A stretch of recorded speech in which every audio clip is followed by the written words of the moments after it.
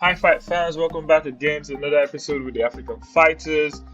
And on today's episode, we're going to be previewing two amazing heavyweight matchups going down this weekend at the Apex, Las Vegas, Nevada. We have the main event. Curtis Blaydes. He's back again taking on Sergei Pavlovich. That will be the main event for the evening. And then we also have our homeboy, junior brother to Kamaru Usman, Mohammed Usman, taking on the debutant, Junior Tafa. All right, now let's start from the prelims and we'll build up to the main event. And as we always do, we'll give you the tail of the tape, we'll give you the fighter's background, and then we'll get right into it. All right, now Usman comes into this fight riding a 3-fight win streak. We know he was the champion of the Ultimate Fighter Season 30. This is a really massive guy, really big guy. He's 6'2", has a 79-inch reach, has a pro MMA record of 8-2. Relatively new to the UFC, but he's won his only fight in the UFC where he took on Zach Parga. Impressive left hook knockout in round 2. Impressive power he has shown in a short time in the UFC, and this will be another fight for him to display his punching power and to prove to the world that he belongs on this stage and to continue to improve his stock. Now his opponent Junior Tafa will be making his debut in the UFC. He's had a very interesting fight path in the UFC, but we'll get into that much later on. He stands 6'3" tall, currently riding a pro MMA record of 4-0, yet to be defeated. His last fight came on the 31st of December in 2022, looking to make his debut in the UFC against Mohammed Usman. This is a really difficult fight to call just because of the sample size we have from both fighters. Alright, now let's get right into the predictions on what we think is going to happen in this fight. We'll start with the debutant, Junior Tafa. He has had a quite illustrious career leading up to this moment. I mean, he's fought in boxing, kickboxing, Muay Thai. He's been around, and in some fights, he has fought as a proper heavyweight. We've seen him change weight classes quite often. He's dropped down even all the way to 205 pounds. And so we do not know if the heavyweight is his optimum weight, or if this is just his entry level weight. That is yet to be determined. But he is a pretty interesting fighter, has a lot of skill at his disposal, and also a lot of experience with different fighting styles. Coming into this one, he's going to be taking on a fighter who is just a freak athlete. I mean, looking at him alone, Mohammed Usman is a scary guy, very powerful. We saw him knock out his last opponent with just a left hook. A left hook that didn't really look like it packed that much power, but trust me, it does pack a punch. He can hit really hard. He didn't really display a very high level of skill as expected, but he's a really strong fighter, a really strong puncher. And also, he has very good wrestling background. That's yet to be seen, in the UFC. I'm sure if he has the chance to utilize it in this fight, he definitely will do so. And this is quite a difficult fight to call. Usman is quite the betting favorite for now, but a lot of people think that Tafa's skill level might just be a little bit too much for Usman. And so it's quite a close one to call. Will Usman be able to crash the debut party of Tafa come Saturday, or will Tafa make a victorious triumphant debut? That remains to be seen. Personally, I think Usman might just be a little bit too powerful, too strong for Tafa, and I'm going with Usman on this one. Alright, now moving on to the main event of the evening. We're going to be seeing the return of Curtis Blaydes taking on the man on a mission, Sergei Pavlovich. An amazing fight to watch, to anticipate. Pavlovich has been on a tear, ever since losing to Alistair Overeem.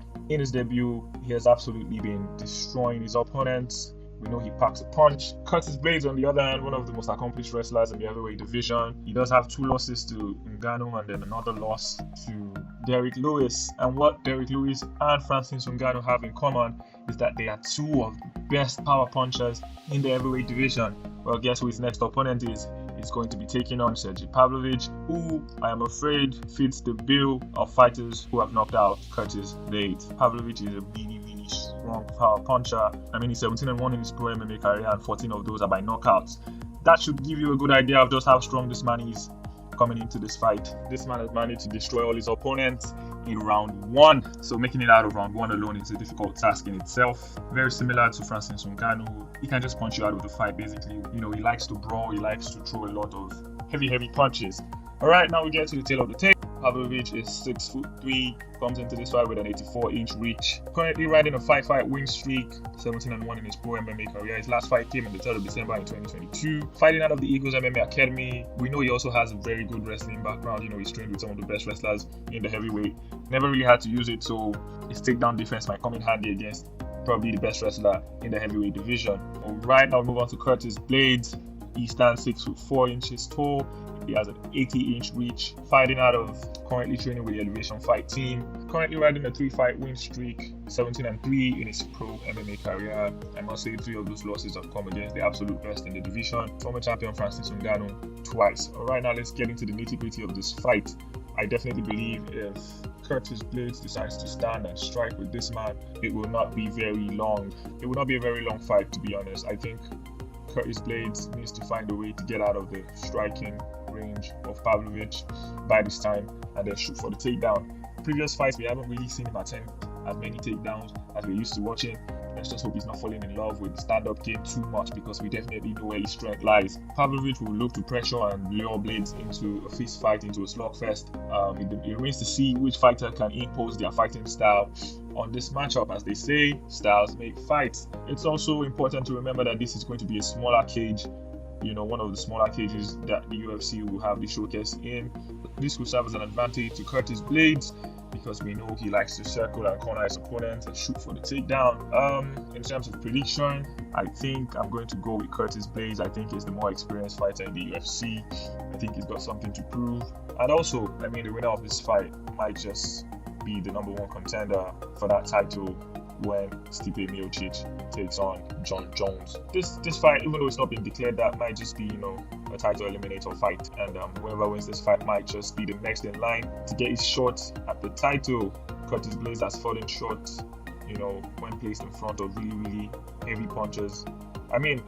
Pavlovich might not be on the level of Ngannou when it comes to strength and power punching, but it's definitely right up there as one of the best in the division. If there's anything Blaydes can take from the previous fights of Pavlovich, is that that fight with Alistair Overeem managed to take him to the ground. Takedown defense in that fight did not look strong enough against someone with a skill level of Curtis Blaydes, and that might just be where his advantage lies. He might be able to take him down and then finish the fight. Personally, I'm going with a Curtis Blaydes victory in round 2. I think the fight will get past round 1, and I think Curtis Blaydes will get the job done. Let us know in the comment section, who do you think is going to win this fight and the previous fights. Alright, thanks for watching. See you in the next episode. Louder! We are Africans. Come on, Africans!